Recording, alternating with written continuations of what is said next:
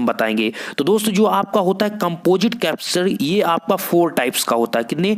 4 प्रकार के होते हैं। इसमें अगर हम नेम्स की बात करें तो पहला आपका आता है अभ्रक संधारित्र, जिसे आप बोलते हैं माइका कैपेसिटर।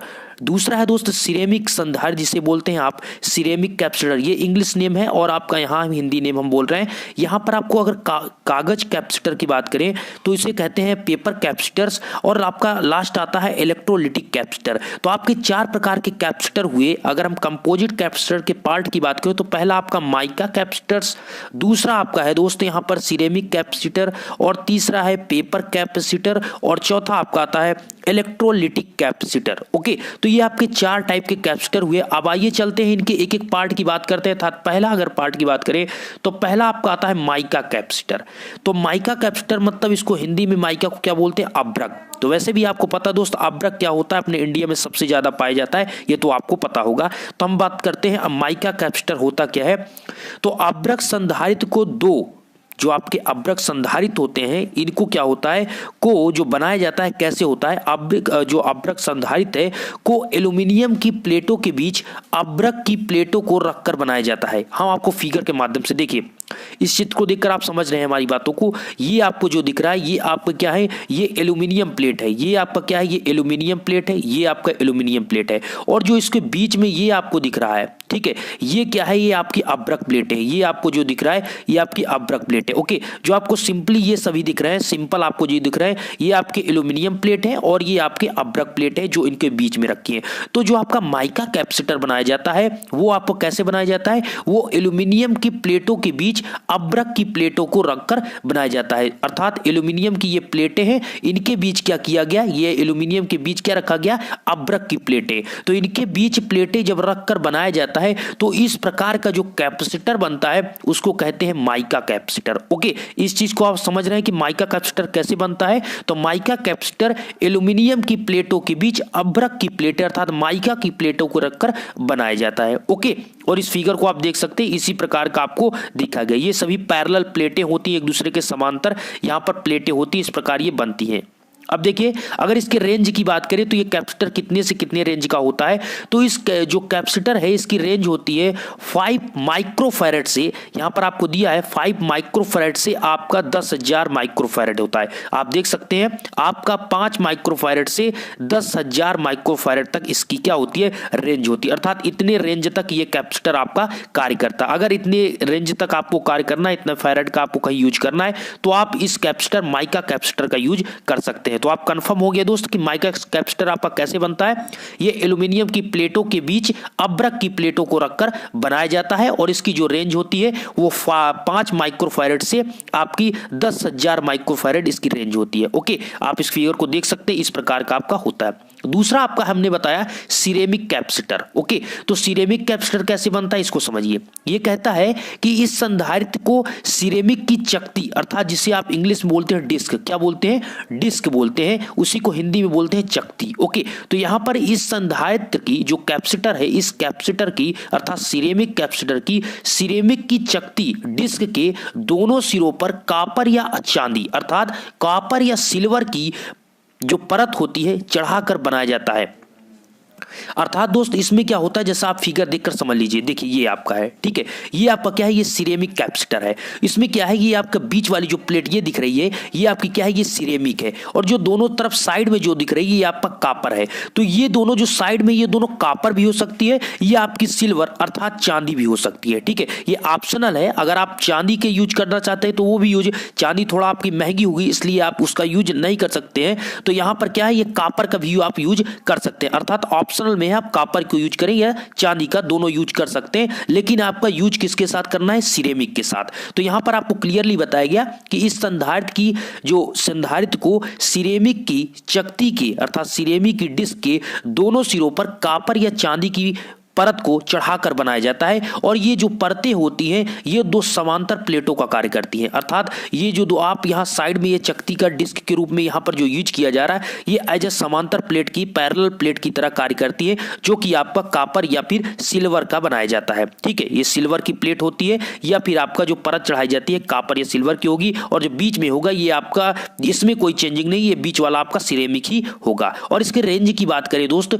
तो रेंज इसकी जो होती है वो 3 माइक्रोफैरड से, यहाँ नहीं दोस्तों माइक्रो नहीं पीको, यहाँ पर पी का मतलब यहाँ पर पिकोफैरड है। ओके 3 पिकोफैरड से आपका 2 माइक्रोफैरड, इसको नोट कर लीजिए। ये आपका जो है ये 3 पिकोफैरड से 2 माइक्रोफैरड इसकी रेंज होती है किसकी, ये आपकी होती है सिरेमिक कैपेसिटर की। ओके और अगर हम बात करें इसके वोल्टेज की तो कितने वोल्टेज से कार्य करता है, ये आपका 3 वोल्ट से 6000 वोल्ट तक। ओके 3 वोल्ट से आपका 3 वोल्ट से आपका 6000 वोल्ट तक ये कार्य करता है। और इसके रेंज जो आपकी, फैरड का मतलब क्या है दोस्तों, ये आप चीज समझ रहे हैं हमारी बात को कि नहीं। फैरड का मतलब उसकी धारिता, जो उसकी धारिता होती है, उसकी कैपेसिटेंस, उसका फैरड जो उसका मात्रक होता है, धारिता का मात्रक क्या होता है दोस्तों, यूनिट क्या होता है, फैरड। ये चीज आपको पता होना चाहिए, ये चीज आपको पता भी होगा, आशा करते हैं ये चीज आपको पता होगा। अगर आप वीडियो पहले से देख रहे होंगे तो आपको पता होगा, और नहीं देखे तब भी आपको ये बेसिक चीज है, ये आपको जरूर पता होगा। तो आपका दोस्तों यहां पर क्या है 3 पिकोफैरड से, ठीक है, और यहां पर आपका क्या है 2 माइक्रोफैरड। तो यहां पर इस चीज को आप आशा करते हैं ये चीज आप समझ रहे होंगे, ठीक है। और यहां पर आप देखिए, यहां पर आप उसके बाद दोस्तों ये 3 वोल्ट से 6000 वोल्ट तक होता है। ओके और यहां पर ये चीज आप समझ लीजिए, ये 3 पिकोफैरड का मतलब दोस्त कितना होता है 10 के पावर आपका 12, और यहां पर आपका माइक्रोफैरड का मतलब कितना, और 10 के पावर -6 होता है, उसका 10 के पावर -12 होता है। तो यहां पर और फर्मी कितना होता है दोस्त, वो आपका कितना होता है 10 के पावर -15। तो यहां पर इस चीज को समझिए कि इनकी रेंज जो होती है वो 3 पिकोफैरड से 2 माइक्रोफैरड होती है, और जो इसका वोल्टेज होता है वो 3 वोल्ट से 6000 वोल्ट होता है। ये आपका होता है सिरेमिक। अगर हम बात करें यहां पर कागज संधारित्र, जिसे आप पेपर कैपेसिटर बोलते हैं, तो इस संधारित्र को धातु की पत्तियों के बीच कागज लपेट कर बनाया जाता है, अर्थात इस प्रकार का जो पेपर के माध्यम से बनाया जाएगा वो आपका पेपर कैपेसिटर कहलाएगा। इसमें होता क्या है कि जो आपकी धातु की पत्ती होगी, कोई भी आपका जो धातु है जिसमें करंट फ्लो होती है वो आपकी धातु है, तो उस धातु में क्या होगा, उस धातु में पत्तियों को, उस धातु की पत्तियों में क्या होगा, कागज को जो लपेट कर बनाया जाएगा अर्थात पेपर को, वो आपका पेपर कैपेसिटर होगा। ओके तो इस संधारित्र की जो रेंज होगी वो आपकी 0.005 माइक्रोफैरड से हजारों माइक्रोफैरड का बनाया जा सकता है, अर्थात इसकी जो रेंज है वो आपकी हजारों माइक्रोफैरड की है, अर्थात 0.005 माइक्रोफैरड से हजारों माइक्रोफैरड है। और इस अगर वोल्टेज की बात करें तो ये 100 वोल्टेज से हजारों वोल्टेज तक ये कार्य करता था, 100 वोल्ट से हजारों वोल्टेज तक इसकी रेंज है। तो आप इसको देख सकते हैं, आपका पेपर कैपेसिटर कितना शक्तिशाली हो सकता है। आप देख सकते हैं पेपर कैपेसिटर की जो धारिता होती है कितनी ज्यादा होती है, 0.005 माइक्रोफैरड से आपके हजारों माइक्रोफैरड, और वोल्टेज इसका 100 वोल्ट से हजारों वोल्ट इसका जो वोल्टेज होता है उसकी रेंज होती है। ठीक है, तो आशा करते हैं ये सभी टॉपिक्स आपको समझ में आ रहे हैं। वीडियो आपको अच्छा लग रहा होगा, वीडियो अच्छा लगा तो वीडियो को अभी लाइक कर दीजिए, और चैनल पर आप पहली बार विजिट कर रहे हैं तो चैनल को जरूर सब्सक्राइब कर लीजिए, क्योंकि आपको यहाँ पर डिप्लोमा से संबंधित सभी टॉपिक्स कंप्लीट किए जा रहे हैं, और जो टॉपिक्स नहीं किए जा रहे हैं वो आगे आपको कंप्लीट जरूर कराए जाएंगे।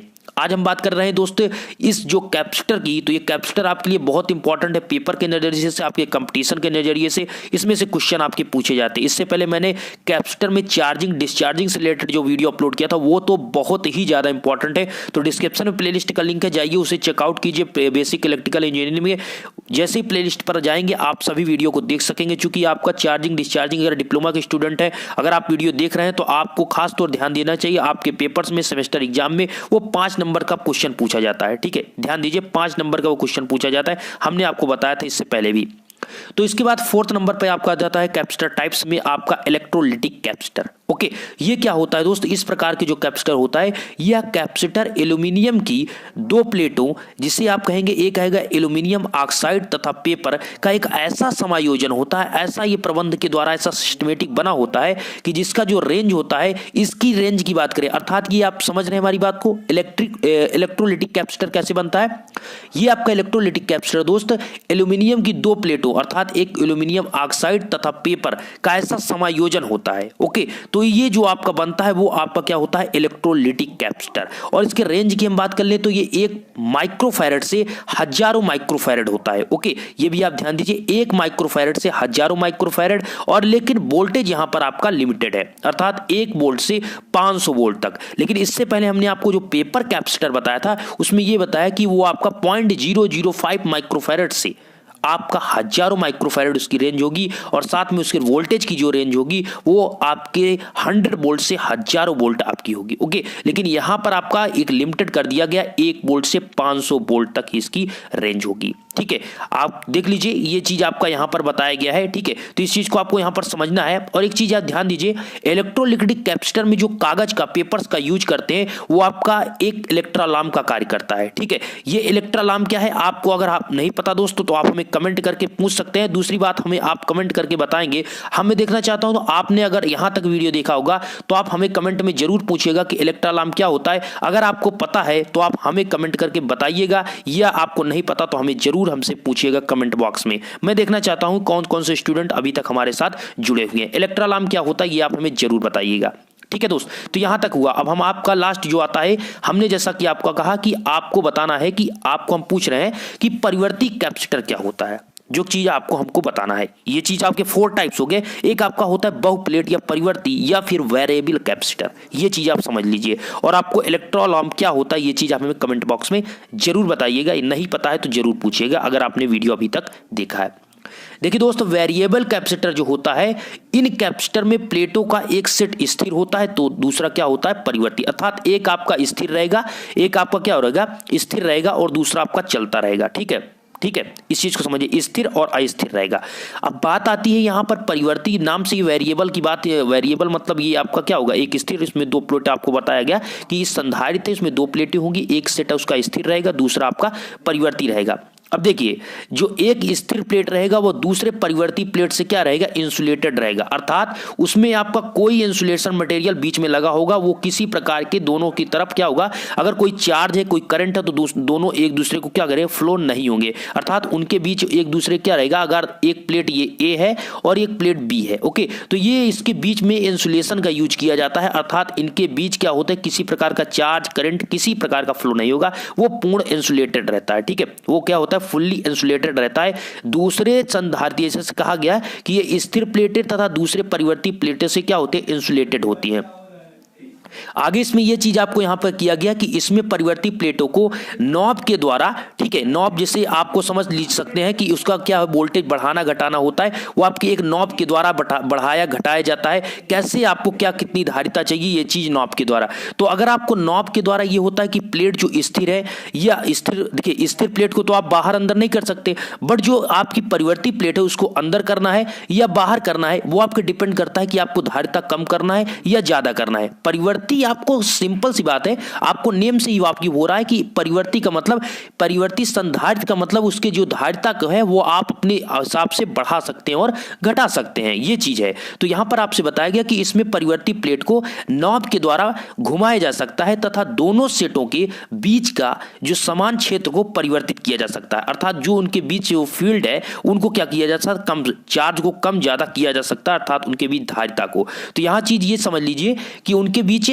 परिवर्तित किया जा सकता है जिससे उनके बीच की धारिता को घटाया या बढ़ाया जा सकता है। यहां पर आपको बिल्कुल सिंपल शब्दों में कहा गया कि उसके बीच जो आपकी कैपेसिटेंस है, धारिता है, उसको इंक्रीज भी किया जा सकता है और डिक्रीज भी किया जा सकता है। वो किसके माध्यम से, एक नॉब के द्वारा आप उसको कर सकते हैं डिक्रीज या इंक्रीज। वो जैसे ही प्लेट जो परिवर्ती प्लेट है, अब देखिए परिवर्ती प्लेट किस कंडीशन में आपका कैपेसिटेंस धारिता को बढ़ाएगी और किस कंडीशन में उसकी कैपेसिटेंस धारिता को घटाएगी, अर्थात डिक्रीज करेगी कि इंक्रीज करेगी, वो का कंडीशन होगी, इसको समझिए। देखिए, अगर आपका परिवर्ती प्लेट को स्थिर प्लेटों से पूर्णतः बाहर किया जाता है तो उसकी धारिता क्या होगी, न्यूनतम धारिता अर्थात डिक्रीज हो जाएगी। अर्थात अगर जो आपकी देखिए एक प्लेट मान लीजिए ए है और एक प्लेट आपका बी है, ओके, मतलब ऐसा इस प्रकार होता है दोस्त कि बहुत सी प्लेटें होती हैं, ओके, बहुत सी प्लेटें होती हैं, उनके बीच क्या होती है, एक आपकी स्थिर होती है और एक की आपकी क्या होती है, एक आपकी परिवर्ती होती है। तो अगर एक कंडीशन बनता है कि अगर जो परिवर्ती प्लेटें हैं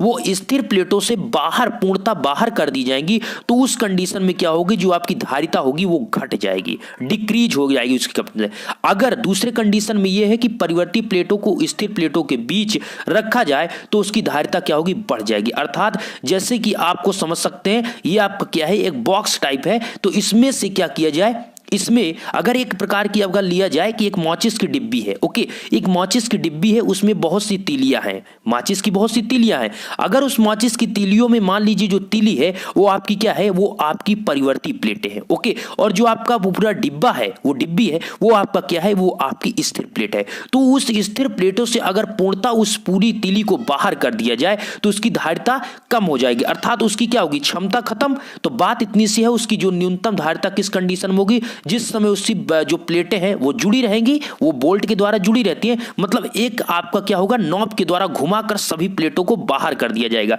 और उसके सभी अंदर जो है वो स्पेस खाली हो जाएगा। तो उस कंडीशन में आपकी धारिता न्यूनतम होगी, लेकिन आपकी अधिकतम तब होगी जब उस, जैसा कि हमने एग्जांपल लिया, जो आपकी माचिस की डिब्बी है उसमें सभी तीलियां अंदर रखी हुई है, अर्थात परिवर्ती प्लेटें जो हैं वो भी उस प्लेट, स्थिर प्लेट के अंदर है। तो उस कंडीशन में क्या होगा कि उसकी जो धारिता है, कैपेसिटेंस है, उसकी क्या होगी, मैक्सिमम होगी। तो वही चीज आपसे समझाने की कोशिश कर रहे हैं कि धारिता आपकी मैक्सिमम उस कंडीशन में होगी जो परिवर्ती प्लेट अंदर होगी, तो धारिता आपकी कैपेसिटेंस मैक्सिमम, और बाहर होगी तो आपकी क्या होगी, न्यूनतम होगी, ओके।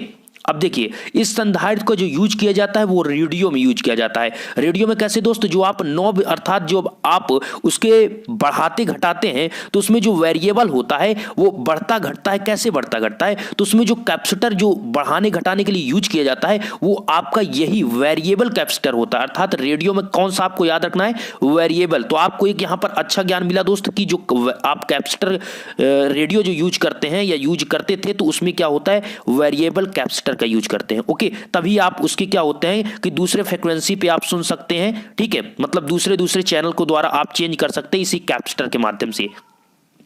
देखिए अब अगला आता है, यहां पर एक फार्मूला यहां पर आपका आता है वेरिएबल कैपेसिटर का, इसको याद कर सकते हैं। जो आपका वेरिएबल कैपेसिटर की जो कैपेसिटेंस धारिता होती है वो कैपिटल C इक्वल टू होता है आपका दोस्त n-1 epsilon not epsilon r a upon d। क्या होता है, एप्सिलॉन, यहां पर आप देख सकते हैं n-1 epsilon not epsilon r upon a into a upon cap small d। ये आपका फैराड में इसकी धारिता जैसा हमने आपको बताया। तो n-1 epsilon not epsilon r into a upon d, और n क्या है, यहां पर प्लेटों की संख्या है। जो आप स्मॉल n देख रहे हैं ये है प्लेटों की संख्या, अर्थात जितना नंबर आप प्लेट्स रहेंगे उसकी धारिता उतनी ही ज्यादा होगी। इससे आपको यहां पर डायरेक्टली पता हो रहा है, क्योंकि C समानुपाती क्या है यहां पर आपको दर्शाया गया, ये n-1 के है। तो यहां पर प्लेटों की संख्या ज्यादा तो आपकी धारिता ज्यादा। तो वही इस फार्मूले को आप याद कर सकते हैं कि वेरिएबल कैपेसिटर का अगर आपको धारिता निकालना है तो इस फार्मूले से निकाल सकते हैं n-1 epsilon not epsilon r capital A upon small d। Farad क्या है, धारिता का मात्रक है। तो यहां पर हमने आपको डिनोट किया। ये सभी टॉपिक्स आशा करते हैं समझ में आया होगा। अभी तक आपने वीडियो देखा होगा तो कमेंट में आप हमें जय हिंद जरूर लिखेगा। आशा करते हैं ये वीडियो आपको अच्छा भी लगा होगा। दोस्तों को शेयर करना बिल्कुल मत भूलिए। अगर आपके ब्रांच में जिससे रिलेटेड आपको ये बेसिक इलेक्ट्रिकल पढ़ रहे हैं तो उनको प्लीज आप व्हाट्सएप के जरिए या किसी के जरिए आप फेसबुक या व्हाट्सएप के जरिए उनको शेयर जरूर करें, और दोस्तों को बताएं कि इस चैनल पर आपको जो भी यहाँ पर कंटेंट मिलेगा विद आपको यहाँ पर एनालिसिस के साथ, फुल एनालिसिस के साथ आपको वीडियो प्रोवाइड करा जाता है। तो वीडियो आपको अच्छा लगे तो लाइक करके दोस्तों को शेयर करना बिल्कुल मत भूलें। धन्यवाद।